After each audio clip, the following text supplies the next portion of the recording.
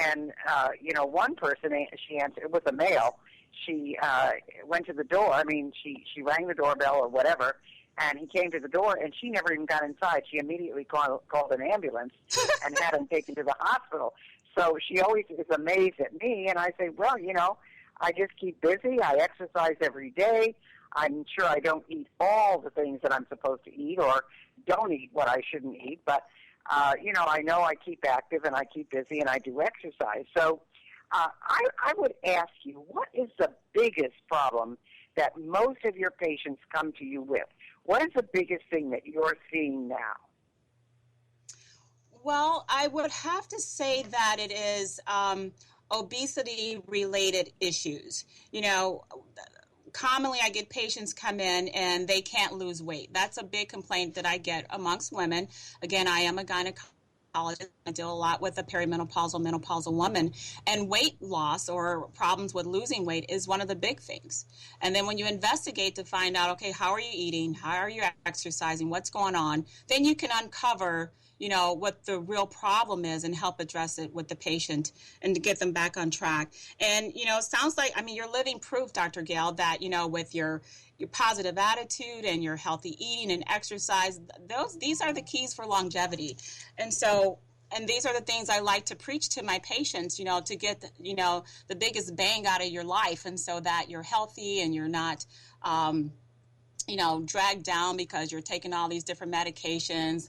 Number one, they're very expensive. And so I would say obesity-related issues would definitely probably the number one thing that patients complain of. And that really is controllable, unless you're diabetic and there's lots of things that happen because of that. Mm-hmm. That really is controllable.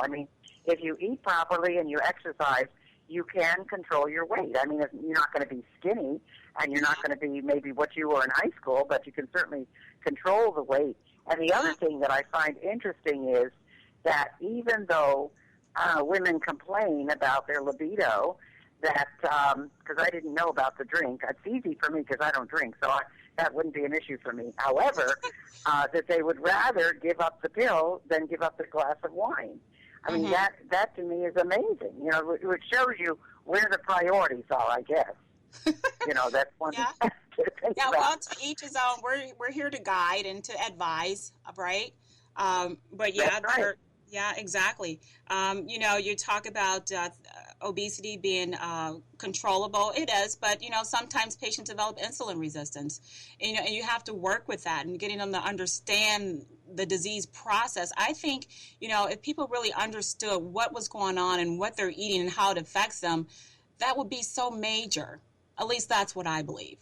That if you just truly understood how your body functions, how stress affects you, what sugar does to you, then you'd be more inclined to leave that alone. Now, every now and then I understand you have your moment. I have mine where I got to eat something, where it's a piece of my mom's, sweet potato pie or whatever. But that on rare occasion because I know how I'm going to feel the next day. And so usually if I think about that, it prevents me from, maybe having the whole pie, maybe one slither. But still, it lets me know that, hey, I need to work out. I have to do these things because there's a lot I want to do out of life.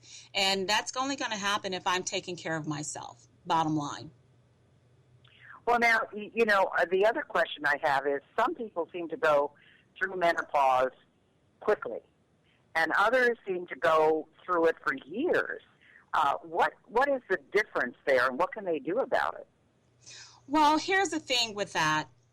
When you say they go through with it, do you really know what's menopause? What is it causing? A lot of times, women may associate it with hot flashes and night sweats. That's just the tip of the iceberg. There is also mental fogginess. There's urinary incontinence. Your bladder's leaky. How it affects, other organ systems in your body. Are you sleeping well? Are you exhausted? Your brittle nails, you're losing your hair. There's so many different things that can be related to hormones. Those hormones aren't necessarily just estrogen and progesterone, which decreases as a woman becomes menopausal and then go through menopause, but also looking at the thyroid hormone. Insulin is a hormone. Vitamin D is a pro-hormone. So there's a lot of things to look at.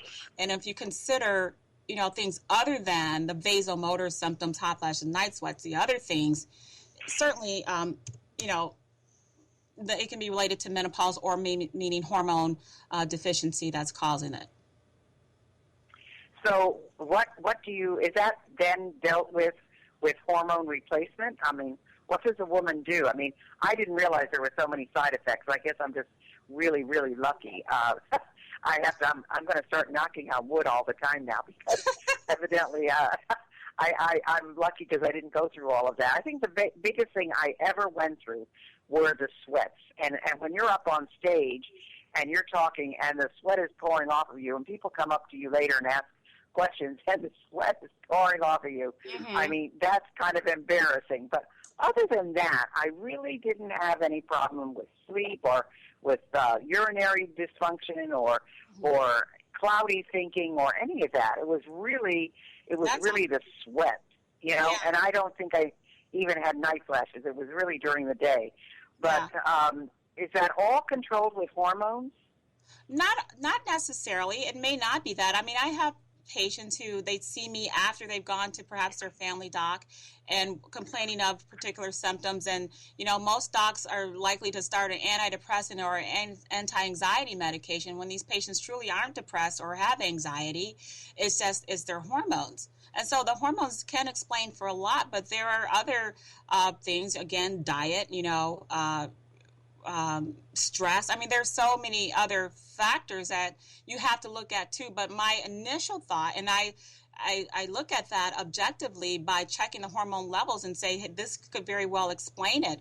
And then what I've seen in my patient population is when I do that and then treat and their symptoms are gone, that nails it for me. It's a hormonal problem. They weren't depressed or didn't have anxiety. It's just that they needed to balance their estrogens, progesterone, testosterone, DHEA, cortisol. I look at that, the stress hormone as well.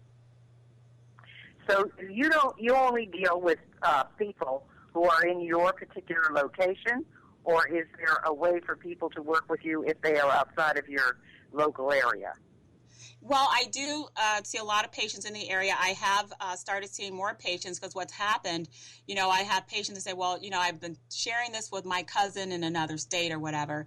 How can my relative or friend, receive services for you? So we've started to, see patients or talk to patients and get some initial lab works done for them and then, have a conversation on the phone to help with that. And so it's an area of telemedicine that's untapped and something that we're exploring here with my practice. Well, I think that's very necessary, and I do think that I've heard of that, and I think it's very effective. So let's tell our listeners, how can they get in touch with you? Well, one of the main ways is my website, and that's drrozmd.com. That's drrozmd.com. And also for your listeners who are interested in the new book that I have coming out, it's called Intimacy, Say Yes Because You Want To, and it's a women's guide to female sexual dysfunction. And you can go online for that at becauseyowanto.drrozmd.com. Again, that's becauseyowanto.drrozmd.com. Fantastic. Okay, so that's really the best way to get a hold of you. So if you are someone who wants somebody who is an OBGYN and who knows what she's talking about, but is in it from also the holistic part of it and the positive thinking and the mind, body, and spirit connection, Dr. Roz is your person.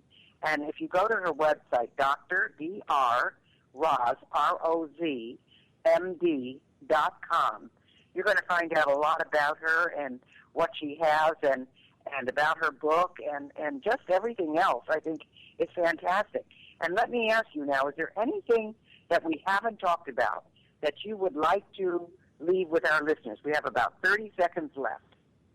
Well, just I encourage everyone to live their best life and to really just do some soul searching, just to looking within yourself, like, what do I need? 2016 is coming up.